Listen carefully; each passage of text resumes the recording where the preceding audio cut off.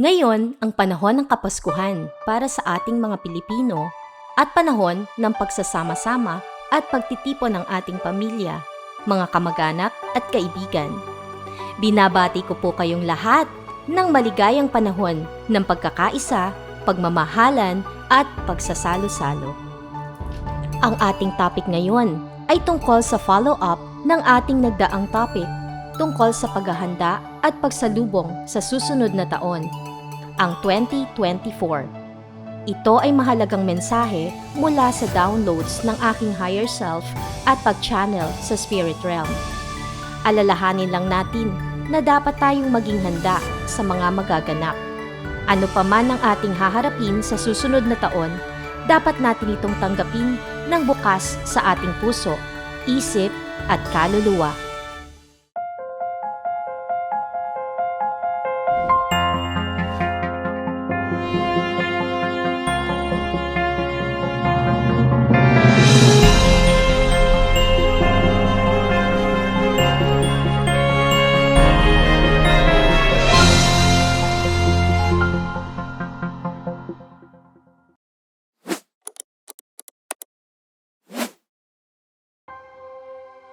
Handa na ba kayo sa New Earth?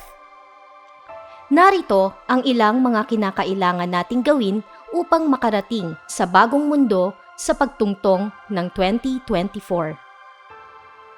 Number 1. Reflect and meditate to know your true self and purpose. Kinakailangan natin na panandaliang kumalas sa ingay ng mundo at magkaroon ng panahon para sa ating mga sarili. Puntahan natin ang core o pinakasentro ng ating kalooban. Pagnilayan natin ang ating buhay. Alamin natin kung ano ang nagiging sanhi ng ating kalungkutan at kaligayahan. Saan tayo natutuwa at saan nalulungkot? Ano ang mga bagay na negative sa ating ugali? Ano ang sanhi kung bakit natin nararamdaman at iniisip ang mga negatibong bagay? Ano ang mga bagay na positive sa ating ugali? Ano ang nakakapagpasaya sa ating puso na hindi nakaalinya sa mga material na bagay? Ilan sa examples ng sinasabi ko ay passion sa arts, music, cooking, sports, healing, pagtulong sa iba ng bukal sa ating puso, pagmamahal sa ating pamilya, kaibigan at mga kakilala, invention o experiments at activities na productive. Ilan lang ito sa mga bagay na hindi matutumbasan ng pera. Efforts na nagiging worthwhile and meaningful na hindi nagdudulot ng stress. Sa paraang ito, madedetermine natin ang ating totoong gustong gawin sa buhay, ang true purpose at mission sa buhay na ito. Number 2. Healing through acceptance and release of our negative energies. Sa pamamagitan ng ating pagninilay sa mga negatibo at positibong ugali, magagawa nating magkaroon ng self-healing by means of accepting our flaws. Ang pagtanggap sa masasama nating ugali ay napakalaking bagay na para sa ating healing process. Alamin nating mabuti ang mga bagay na ito. Mas maigi, isulat natin sa papel o i-journal ito. Sa pamamagitan ng pagsusulat sa ating mga masamang kaugalian, magiging aware tayo kung paano natin ito maiaalis ng unti-unti sa ating sistema. At pag nailista na natin ang mga ito, meditate. I-visualize natin na lumalabas lahat ang mga negative energies na ito sa ating katawan. Better to release it sa wooden objects or grounding, nakatapak sa lupa, or i-release mo ito by shouting out loud para makawala lahat ng bad energies sa kalooban mo. Gawin mo lang ito sa isolated place like nature na walang ibang tao na makakarinig sa'yo. Then, forgive yourself. Forgive yourself for causing pain to others and for causing pain to yourself. Number 3. Self-care. Ito yung lagi kong sinasabi na go inward to go outward. Unahin mo munang asikasuhin at pangalagaan ang iyong sarili. Remember, hindi ka makakatulong sa iba unless hindi ayos ang iyong sarili mismo. Bago ka makatulong o makapagbahagi sa iba, unahin mo munang tulungan ang iyong sarili. Panatilihing maging healthy, physically, mentally, emotionally, and spiritually. Kung stable and balanced na ang mga ito, it's about time to go outward. Integrate your mind, body, and soul. Kapag nagawa mo nang maging stable ito, magiging confident ka nang mai-express ang iyong sarili sa iba to give inspiration and motivation. Number 4. Listen to your intuition and silence your ego. Ang iyong intuition ang isa sa napakahalagang factor sa transformation. Dahil ito ang boses ng iyong higher self. Ito ang nagsasabi sa iyo ng totoong kailangan ng iyong spirit. Namamalagi ang iyong intuition sa iyong pineal gland o third eye. Remember, your mentality must be in tune with your heart. Kinakailangan itong magkaroon ng harmony. Paano nating madidistinguish ang ego sa intuition? Ang ego ay self-serving. Ito ang nagdidikta sa iyo ng mga bagay na makakapag-feed sa iyong personalidad. Umiikot ang ego sa self-importance, physical value, vanity, and conceitedness. Ang idinidikta nito sa iyo ay palaging favorable sa mga gusto at hinahangad mo na makakapag-angat sa antas ng iyong personalidad sa physical world. Samantalang, ang intuition ay hindi bias lang sa mga ginugusto mo. Ito yung nagsasabi sa iyo ng tama para sa tunay na kailangan ng iyong totoong sarili. Kahit na dabag sa iyong kalooban, nananaig pa din na ito ang mas nararapat mong gawin para sa iyong kabutihan. Ito yung nagsasabi sa iyo ng tama mong gawin kahit pa mahirap para sa iyo. It's time to step away from attachments where the ego resides. These are attachments to material things that will only give you temporary happiness and comfort.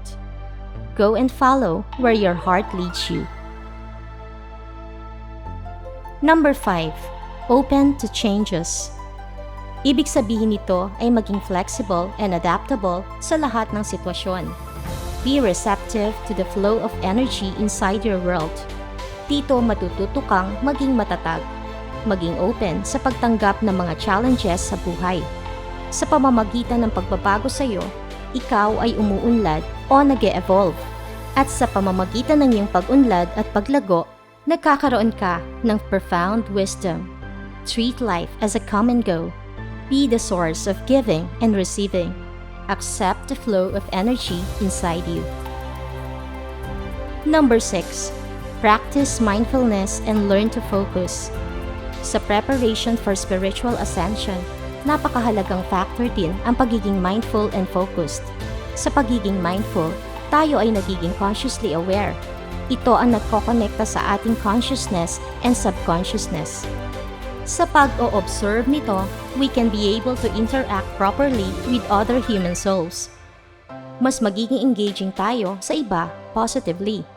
Madidevelop natin ang harmony with other people, especially with like-minded souls. At sa pamamagitan nito, makaka-establish tayo ng unity in a community. And through mindfulness, we can avoid hurting people. Number 7. Engage with your inner child. Mahalagang maibalik natin ang ating lost inner child.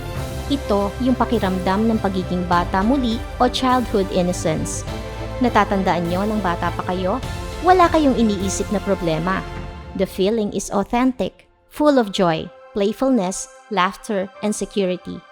Kinakailangan pa din ito sa atin, kahit na nasa adult stage na tayo. Dito nananariwa ang ating puso, ang tunay na peace and happiness.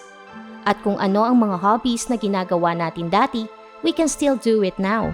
Ang spirit natin ay dapat palaging active, energetic, happy, loving, and playful. Ito yung makakawala ng mga problema at worries na kinakaharap natin ngayon. At ito yung mag-i-ignite sa ating creativity. Number 8. Balance your chakras. Mahalagang energy field natin ang chakra. Kung ito ay nakablock o sobra-sobra, hindi maganda ang epekto nito sa atin. Madami tayong chakras, pero ang major ay 7. Ang first chakra ay ang root. Ito ay nasa base ng ating spine. Dito, nakalagi ang energy ng ating inner child, ang ating survival instinct, ang primary life force. Ito ang nagsusustain sa ating secure living, stability, and support. Ang second naman ay sacral chakra na nasa bandang puson. Ito ang sinasabing womb o creativity chakra dahil dito nabubuo ang ating creativity, feelings o emotions, desires, at passion. Ang third chakra naman ay ang solar plexus. Ito naman ay nasa bandang lower chest area. Dito nabubuo ang ating personality o ego. Ito din ang nagdadala sa ating uniqueness, stamina o activeness, action and assertiveness. Ang fourth naman ay ang heart chakra. Ito ang nagko-connect sa ating lower chakras from root to solar plexus at higher chakra, throat to crown.